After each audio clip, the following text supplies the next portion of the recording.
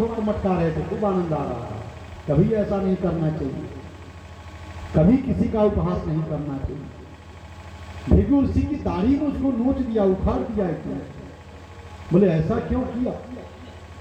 बोले इसलिए किया कि भोले बाबा का जब तिरस्कार हो रहा था तो खूब दाढ़ी हिला रहे थे, और दक्ष प्रजापति दक्ष के सिर को तोड़ मरोड़ करके स्वाहा कर दिया। हमको लौट करके चला आया, सब शांत हो गया, सन्नाटा छा गया, और बहुत दीर्घ काल तक समय बीत गया। भोले बाबा एक बार की बात है, उपदेश कर रहे थे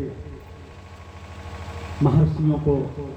प्रजापति ब्रह्मा जी आए, पितामह ब्रह्मा आए, आकर के बोले हे भोलेनाथ, हे महादेव, जो वेद बुद्धि के कारण कर्मों में ही आ सकते हैं, दूसरे की उन्नति को देख करके जिनका चित्त दिन रात बूढ़ा करता है, जो अपने दुर्वचनों से दूसरों का चित्त दुखाया करते हैं, आप जैसे महापुरुषों के लिए उन्हें भी मारना उचित नहीं है।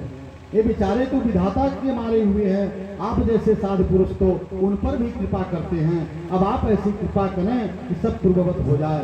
यज्ञ पूर्ण होने पर जो कुछ शेष रहेगा वह सब आपका ही भाग होगा। इस प्रकार से ब्रह्मा जी ने जब कहा, भोले बाबा कहते हैं नाघम प्रदेश माला नाम वर्णय नाम चिंतये देव माया विभूता नाम दंडस्तुत धितो मया।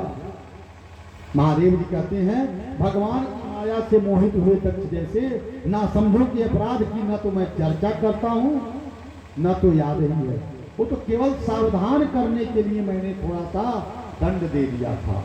दक्ष का सिर बकरे का लगा दिया जाए। भृगु भग देवता अपने मित्र देवता की आंखों से देखें, पोसा पिसा हुआ अन्न खाने वाले हैं, यजमान के दांतों से भक्षण करें।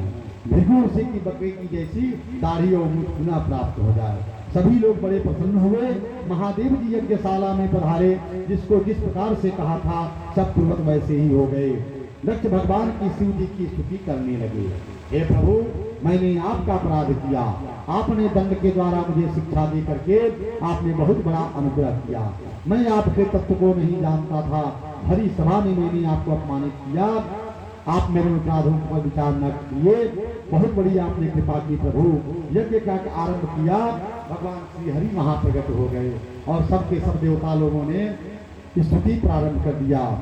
ब्राह्मण लोग स्तुति करते हैं, त्वं क्रतुस्त्वं हविस्त्वं हुतासः स्वयं त्वं हि मंत्रः समीतर्भपात्राणि च त्वं स्वदस्य त्रिजो दंपती देवता अग्निहोत्रं स्वधा सोम आद्यं पशु त्वं पुरागाम्रसाया महासुकरो दंतया पद्मिनी वारुणेन्द्रो यथा स्तूयमानो नवल्लीलया योगिभिर्व्युज्जहत त्रयीगात्रयज्ञक्रतु स प्रसीद त्वमस्माकमाकाङ्क्षतां दर्शनं ते परिभ्रष्ट सत्कर्मणां कीर्तमाने निभिर्नाम्नि यज्ञे सते यज्ञविघ्नाक्षयं यान्ति तस्मै नमः यज्ञविघ्नाक्षयं यान्ति तस्मै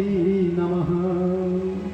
ब्राह्मण लोगों ने भोले बाबा के चरणों में प्रणाम किया, भगवान नारायण की स्तुति की, यज्ञ संपन्न हुआ और पुनः सभी देवता लोग अपने अपने स्थान को प्रस्थान कर गए।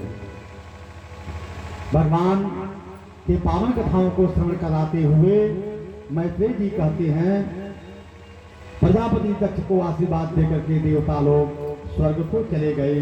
दक्ष सुता सती ने अपना पूर्व शरीर त्याग करके हिमालय की पत्नी मैना के गर्भ से जन्म लिया और भगवान भोलेनाथ को पुनः वर्ण करनी प्राप्त हो गई। बोलिए भोलेनाथ भगवान की जय।